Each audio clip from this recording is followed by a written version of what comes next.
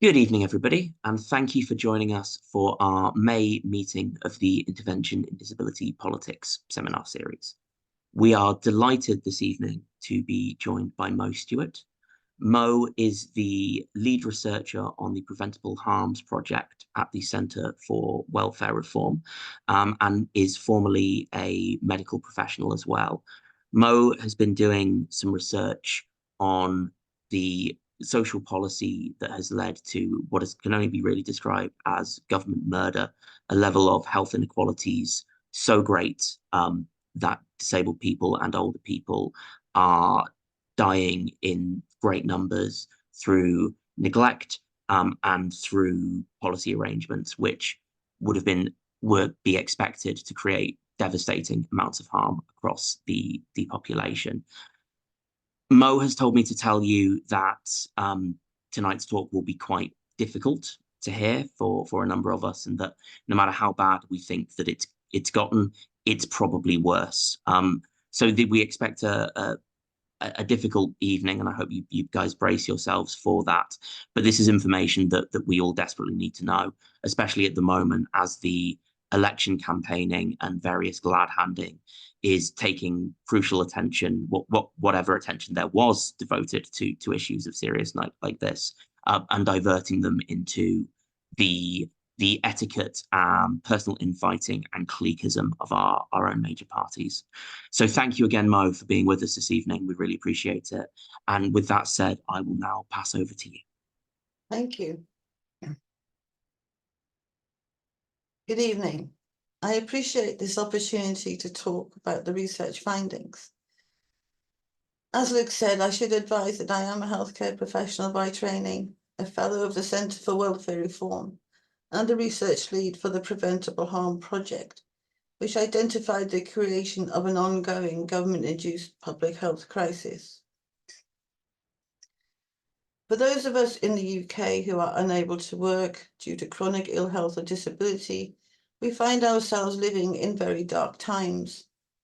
Successive right-leaning administrations continue to intimidate those in greatest need in an effort to discredit the welfare state and the people who need to use it, while successfully manipulating the British public and the British Parliament. There is a tendency to deal with these threats one event at a time, such as the reaction to the latest political assault on the welfare state, with Rishi Sunak once again attacking the sick note culture. He needs to change his script. We've heard that all before. However, this ongoing government-induced public health crisis isn't a recent thing. It's something that's been building in the UK for a very long time, for some 45 years, in fact. This identified threat to the health, well-being, and often to the survival of those in greatest need didn't happen overnight. There is a lot of evidence from 15 years of research found in the Preventable Harm project, which began in 2009. This evening, I will focus on identifying those actors who collectively created a government-induced public health crisis, which is not only ideologically motivated, but also enjoys bipartisan support, regardless of human consequences. The outcome of this crisis is often fatal, with no one held to account. I think it's important to identify how this public health crisis was created. To do that, we need to take a trip down the memory lane of social policy reforms, gradually adopted by increasingly right-leaning administrations since 1979. During this journey, we will see how successive governments disregarded all evidence of the profound negative impact of social policy changes, compounded by a national press which refused to expose it. So how did we all go so badly wrong? How did the UK move from a government department which was originally created to help and support people during times of greatest need, to a department whose culture is now identified as generating institutional violence, negatively impacting on service users who are persecuted by the state? What happened to make this brutal preventable harm a reality? What happened? Margaret Thatcher happened, and her devotion to tolerated harshness in social policy lives on. Elected as the Conservative MP for Finchley in 1959, Margaret Thatcher was elected as the leader of the Conservative Party in 1975, and she was subsequently elected to government following the 1979 general election. Credited with moving the Conservative Party to the right, not only was she the first female Prime Minister in the UK, Thatcher was also the first UK Prime Minister totally devoted to the extremes of neoliberal politics, which, as George Monbiot will tell you, is the ideology at the root of all our problems. I will tell you that neoliberal politics is a politics of power, profit and greed, which, when applied to UK social policy, is totally indifferent to human need. Thatcher held office as PM from 1979 to 1990. Her well-documented informal transatlantic alliance with the US President Ronald Reagan during most of her time in office identified him as Thatcher's political soulmate. Her insistence that the welfare state was an unacceptable financial burden on the public purse opened the door to the influence of corporate America with UK social policy reforms. She actually planned the future demolition of the UK welfare state without the mandate of the British people, as identified in my book, Cash Not Care, which was published in 2016. Few people realised that preventable harm was the inevitable creation of social policy reforms, gradually adopted by every administration since Thatcher, en route to her political ambition to remove the welfare state, including the National Health Service, to be eventually replaced by private income replacement health insurance, as first identified in the 1982 Cabinet Minute archives. However, in order to demolish the welfare state, it was first necessary to remove the past psychological security provided by the welfare state. To do that, the 1982 Cabinet Minutes, recorded during Thatcher's first term in office, recommended using, quote, the politics of fear. I'll say that again. The Cabinet Minutes during Thatcher's first term in office recommended using the politics of fear. This has clearly been achieved with disability denial created by increasingly extreme social policy reforms adopted by every administration since Thatcher, as all evidence of social responsibility was abdicated. Thatcher needed help designing the necessary politics of fear, and during her second term in office, Professor Mansell Aylward was appointed to the Medical Civil Service in 1985 to help to create it.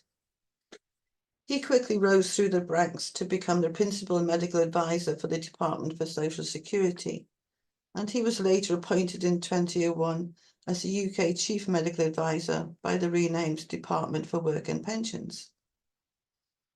Aylward was the clinical advisor who would help to create Thatcher's dark legacy, to discredit the welfare state and the chronically ill and disabled people who use it, and he designed the groundwork to permit successive administrations to justify the unjustifiable. Margaret Thatcher stood down in 1990 following a challenge to her leadership. John Major was then appointed as the leader of the Conservative Party and the UK Prime Minister, which is a position he held until 1997. And I quote, Thatcher bequeathed a party to John Major that was increasingly anti-European, indifferent to regional policy, and which favoured tax cuts at the expense of public spending as a matter of dogma, end quote. Thatcher's dark legacy lived on in successive social policy reforms. We're still suffering from them. John Major was more personable than Thatcher, and any continuation of Thatcher's tolerated harshness to human need became less obvious. However, Major continued Thatcher's devotion to America, and in 1992 he consulted with the American corporate health insurance giant Union Provident Insurance. By 1994, the company's vice president, Dr. John Lucasio, was appointed as the official UK government advisor for welfare claims management, which was the beginning of the end for the UK welfare state. In order to successfully remove the psychological security provided by the welfare state, it was imperative to remove the authority of family doctors, which historically supported patients who needed access to social security benefits when unfit for work. This was quickly achieved by the Major administration as he adopted the recommendations from a co-authored paper by Aylward and Locascio. Published in an academic journal in 1995, the Aylward and Locascio paper advised that despite their clinical knowledge, GPs should not have the responsibility of deciding which of their patients were unfit for work. Hence, influenced by corporate America, the opinion of GPs was removed from disability benefit applications, which guaranteed future suffering. Aylward and Locascio claimed that the majority of disability benefit claimants were likely to be suffering from a psychosomatic condition. Off the top of their head, these people make it up as they go along. There was no evidence provided to support such claims, of course, other than the biased opinion of the American corporate insurance giant appointed by John Major to advise the government on welfare cost reduction. Aylward and Locascio recommended the removal of all medical opinion for disability benefit claims to be replaced by their suggested biopsychosocial model, non-medical functional model of assessment as used in the US by the medical insurance industry.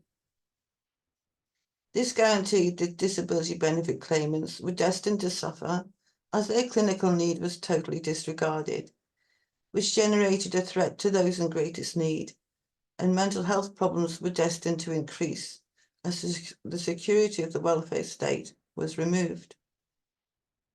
Incapacity benefit was introduced by the Major administration in 1995 by the adoption of the all-work test, using the Aylward and Locascio non-medical BPS functional assessment model conducted by doctors employed by the government.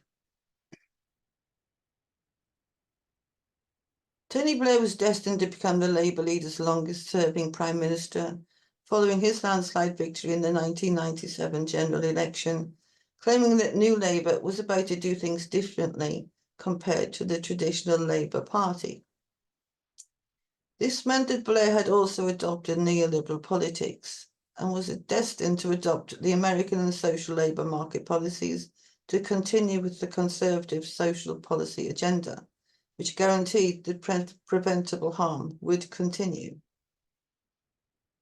Despite using the all-work test, by 2005, under the Blair New Labour administration, the numbers of incapacity benefit claimants had reached 2.7 million. This included 39% claiming incapacity benefit for a mental health problem, which was almost 1 million people.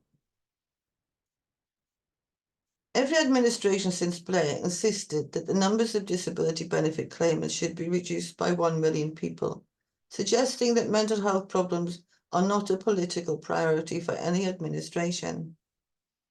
There was therefore a need to adopt a more stringent restriction to disability benefit to reduce claimant numbers, regardless of need. Mansell Aylward spent most of his career involved in the private sector. He was appointed as the director of the Health Claims Bureau in July 2005, which provides rehabilitation and case management services to the health insurance companies. This appointment was just after he left the DWP in April 2005 and followed his appointment in 2004 as the first director of the new Unum Providence Centre for Psychosocial and Disability Research at Cardiff University. The centre received £1.6 million funding for the first 5 years by Unum Providence. This emphasised the influence of corporate America with future UK social policies. At the same time as Unum were funding Aylward's research in the UK, they were being identified in the US in 2005 by the California Department of Insurance Commissioner John Garamendi as being, quote, an outlaw company and a company that has operated in an illegal fashion for years, end quote. By October 2007, BBC News exposed this American company as being accused of racketeering in the US for refusing to fund genuine insurance claims, who were now advising the UK government on welfare reform.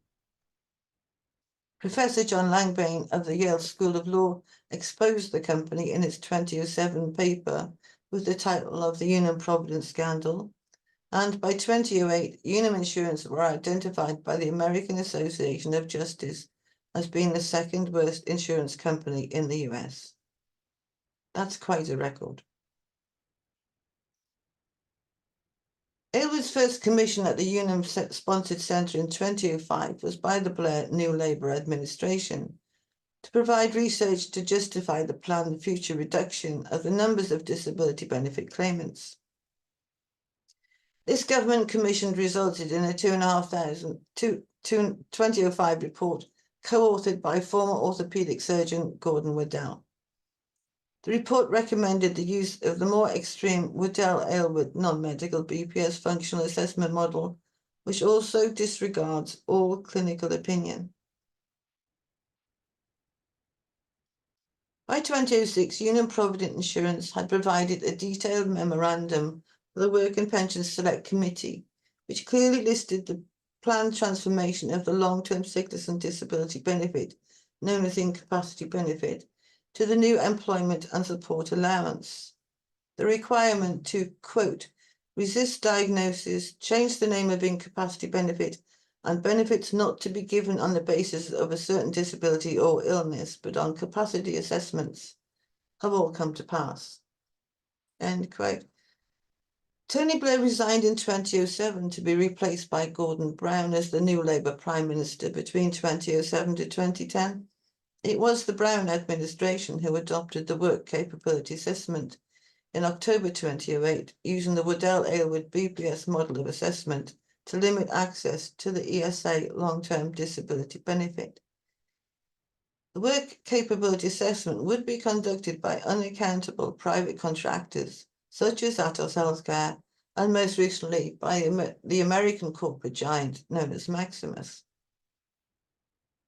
It should be cause for serious concern that the last Labour administration disregarded all warnings by the medical community against the adoption of the fatally flawed Work Capability Assessment. Concerns against the adoption of the Work Capability Assessment were expressed by the British Medical Association, the Royal Academy of Psychiatrists, the Royal College of General Practitioners, the Royal College of Nursing, and the British Psychological Society, all to no avail.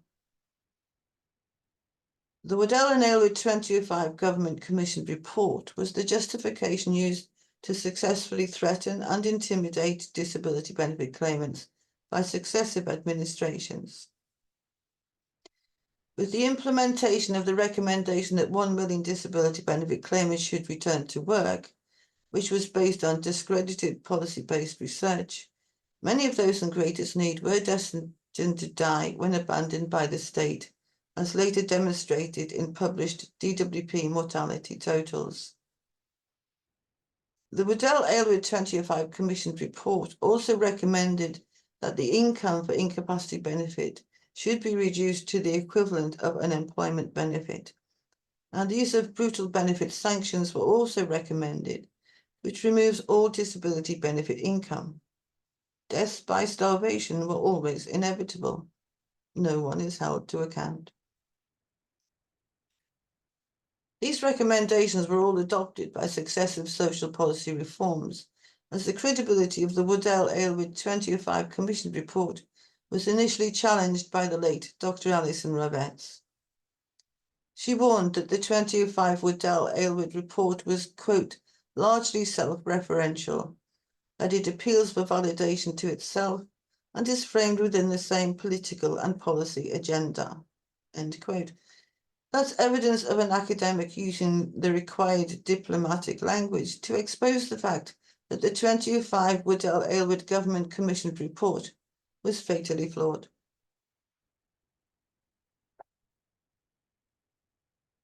Subsequently, very detailed evidence provided in a paper by Professor Tom Shakespeare and colleagues challenged the integrity of the Waddell-Aylward research as being, quote, empirically invalid when providing no coherent theory or evidence behind this model and demonstrating a cavalier attitude to scientific evidence, end quote.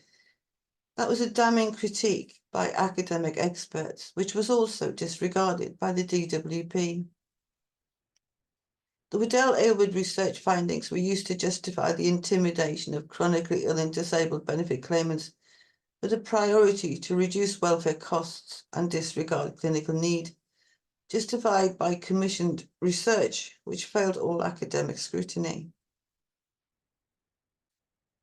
This, of course, had no political impact whatsoever, not least because academic publishers take no responsibility for the evidence they publish and made no attempt to publicise the chilling evidence in this very significant paper.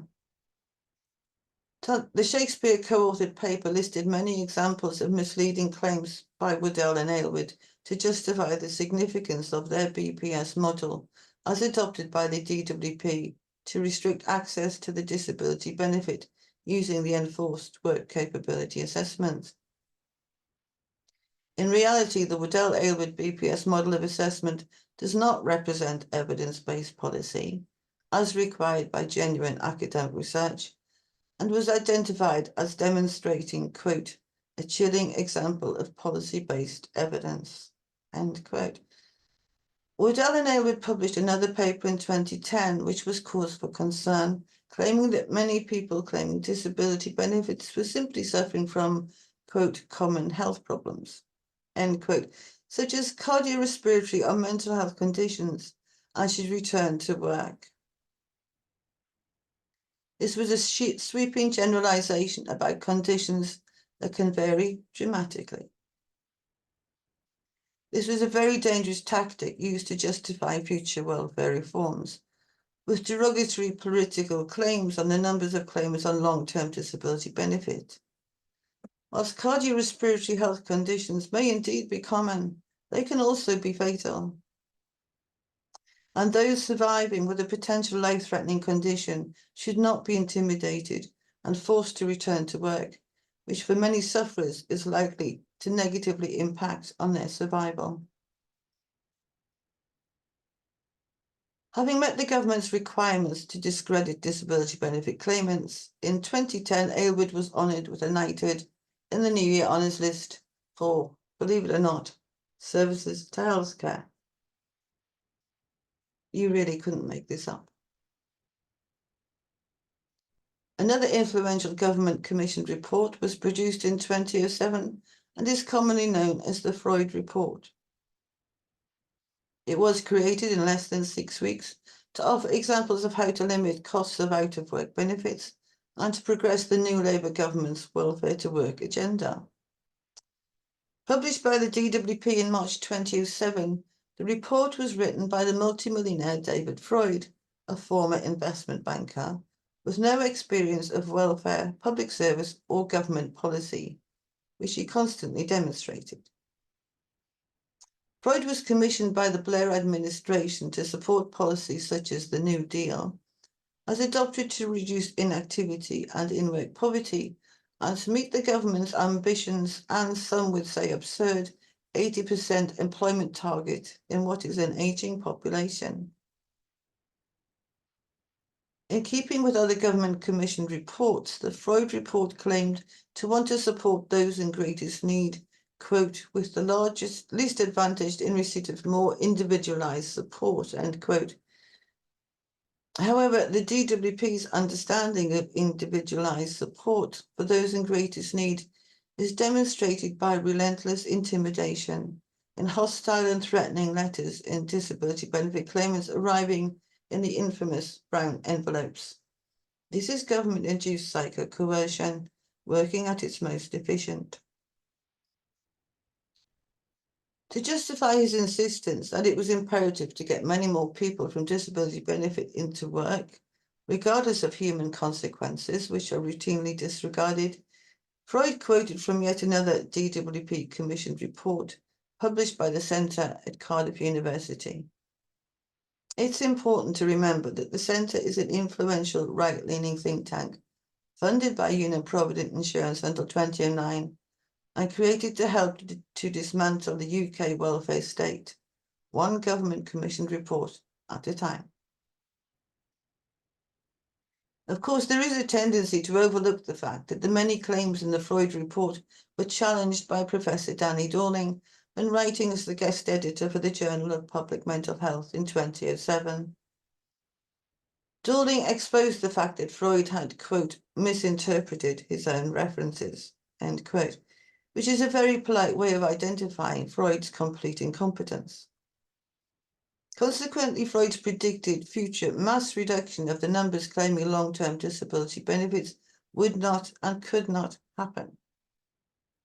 Hence, future punitive social policy reforms initially adopted in 2008 were justified by using recommendations from the government-commissioned 2005 Waddell and Aylward report and the 2007 Freud report, which both totally failed all academic scrutiny. Freud's report recommended, and I quote, moving towards a single system of working age benefits, ideally a single benefit, in order to support the government's ambition of work for those who can and support for those who cannot, end quote. This would be created by the introduction of universal credit, piloted in 2013 and gradually rolled out to replace 6 benefits, including the employment and support allowance. By 2008, Freud admitted that he knew, quote, nothing about welfare when appointed to write his report.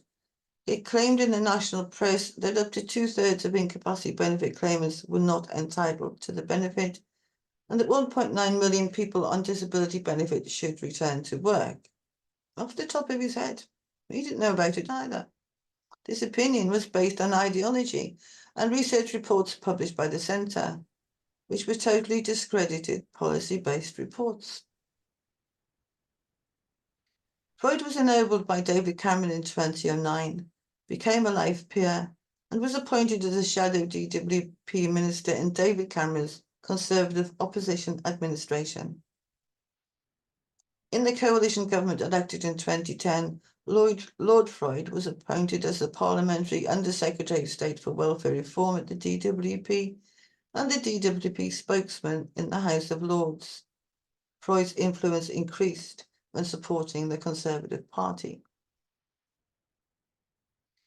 One of his more memorable comments was when Freud claimed in 2014 that some disabled workers should only be paid £2 per hour because, quote, they're not worth the full minimum wage, end quote. What a guy. His comments generated an outpouring of anger, distress, and offence, and he was forced to apologise, but the damage was already done. Freud had demonstrated his utter contempt for the disabled community, who were being forced to look for employment regardless of predictable and often fatal human consequences when quite literally killed by the state, as regularly exposed in significant published academic research. Having never been elected, Freud was appointed in May 2015 as a DWP Minister of State with a great deal of influence regarding the costs of future social policy reforms. Needless to say, the creation of universal credit was destined to cause more human suffering. The system obliged the chronically ill and disabled community to make an online application for benefit and to be paid monthly, whilst disregarding the hardship this would cause. Freud stepped down from government in 2016 to write a book about his influence when in office at the DWP. Of course, there was no government acknowledgement that 1/3 of the adult population do not use the internet, they do not have a computer, and they do not have an email address. Hence, adopting a major benefit, which was only available via an online application, was destined to cause anxiety for many, which was not, it seems, a consideration when universal credit was adopted. Published research by Mandy Cheetham and colleagues in the British Medical Journal in 2019 identified the disturbing impact of the adoption of universal credit, which highlighted increased human suffering of those in greatest need.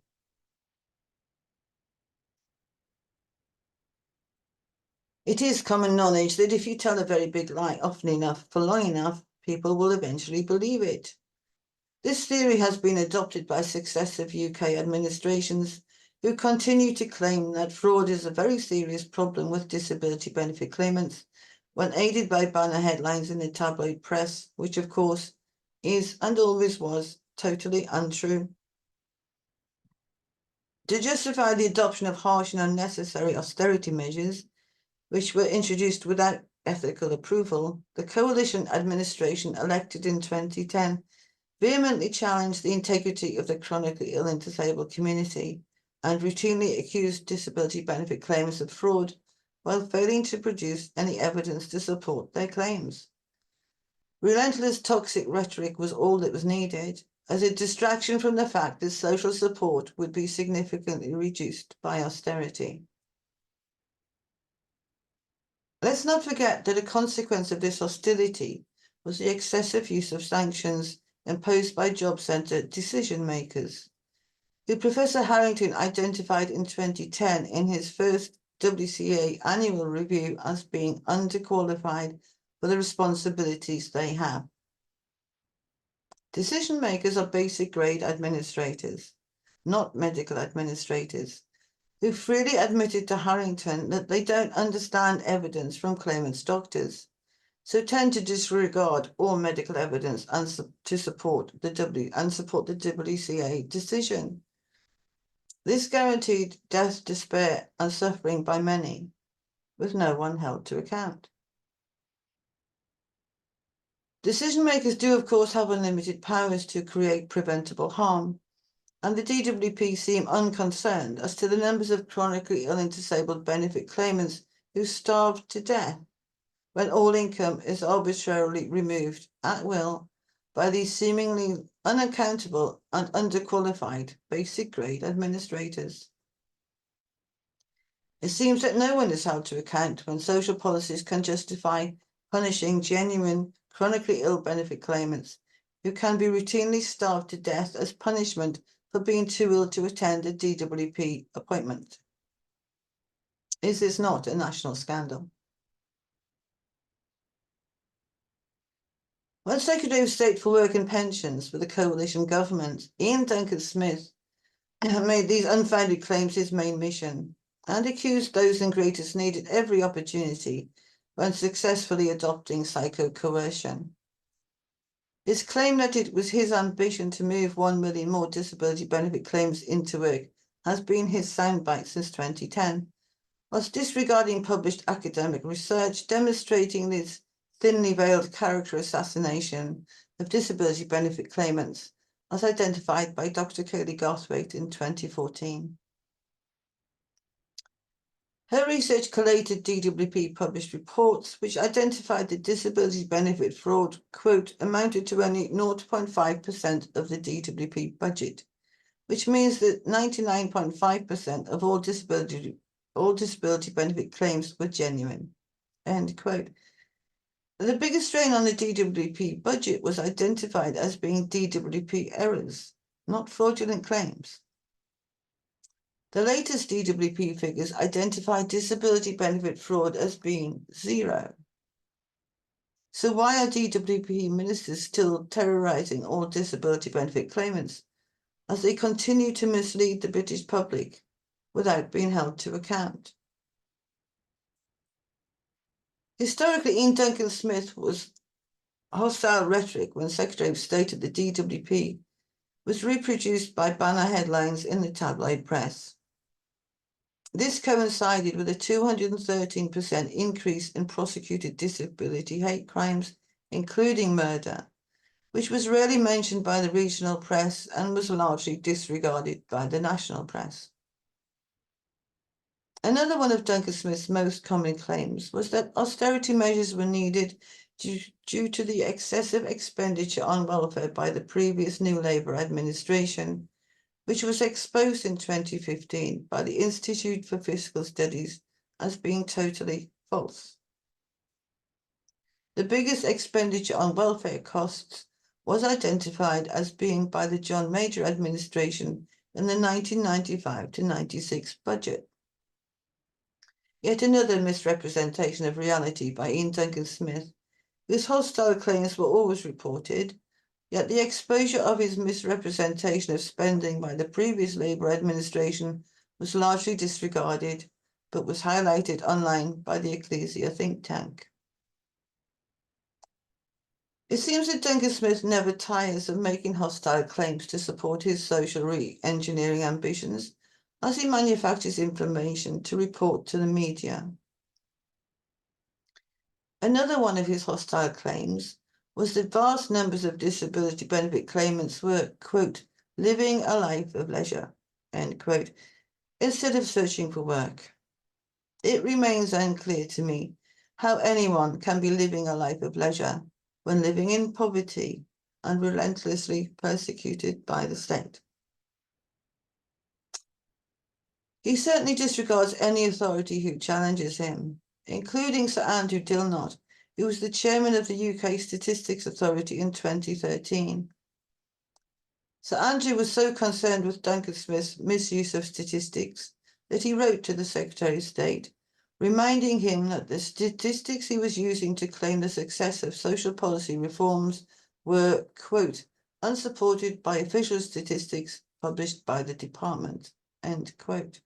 They're always very polite whilst exposing the atrocities by previous Secretaries of State. Ian Duncan Smith actually received a knighthood in 2020 for, quote, political and public service, end quote. This is another insult to the chronically ill and disabled community by honouring this man who willingly caused so much fear, anxiety and distress to so many vulnerable people. Giving this man such an honour is certainly a national scandal.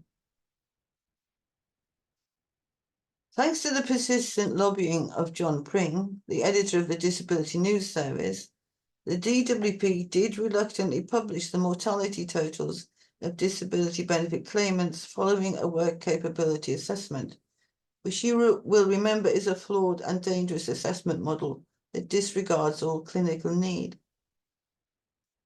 The mortality totals of the deaths linked to the work capability assessment from December 2011 to February 2014 were finally published by the DWP in August 2015. They listed the number of disability benefit applicants who died within 6 weeks of being found fit for work by the work capability assessment and refused access to the employment and support allowance. These deaths totaled 2,380 people in a 26-month period, which, according to Patrick Butler of The Guardian, averaged, quote, 90 deaths per month of chronically ill and disabled people abandoned by the state. Due entirely to the hostile public reaction to these figures, every subsequent publication of mortality totals by the DWP no longer includes the number of deaths of claimants found fit for work by the work capability assessment. We will therefore never know how many thousands of chronically ill and disabled people have died when abandoned and quite literally killed by the state. This is sinister. Just as the coalition administration began attacking the disabled community to distract attention from the adoption of austerity measures in 2010, so Rishi Sunak and the Secretary of State decided to once again publicly attack the disabled community as a distraction from the state of the nation when speaking at the Conservative Party conference last year. It would appear that neither the Prime Minister nor the Secretary of State accessed the disturbing 2014 National Health Service report, which exposed that almost 50% of ESA disability benefit claimants had attempted suicide at some point. It remains unclear if they would be concerned if they had access to what is a very disturbing report identified in 2016 by the Disability News Service and demonstrating the public health crisis that with the preventable harm linked to social policy reforms enforced by hostile and brutal DWP. You'd better pray you never get too sick to work. It should be remembered that the British public didn't give any administration permission to persecute and terrify the chronically ill and disabled community, and they didn't grant permission to the DWP to starve to death anyone who was unfit to attend a DWP appointment. This abuse of power must end, or many more people will die when killed by the state. In closing, I remind you that the removal of care, concern, compassion, dignity, and humanity from any disability assessment is, by definition, tyranny. This talk has only just scratched the surface of the ongoing government-induced public health crisis, which is now the norm in the UK and is impacting on those in greatest need. There is a great deal more evidence available online via the Preventable Harm Project, which is sponsored by Policy Press and benefits from a vast array of published research papers and articles by a multitude of high-caliber academics whose peer-reviewed research is not government commissioned. Thank you for your time.